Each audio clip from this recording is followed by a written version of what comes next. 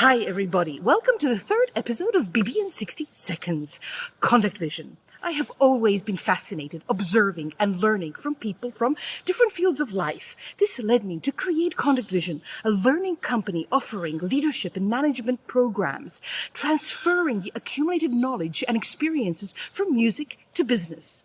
It's exciting to see the energy and dynamic of music teams transferred to business ones, a conductor's leadership skills and experiences mirrored to the business world. The metaphor of music is so powerful that whether I collaborate with a startup, medium, or big business corporation, a team leader or CEO, there are so many parallels to be found.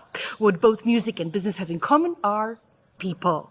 For me personally, one of the most rewarding moments is when I see a business team energize and take the vibes of a good music band.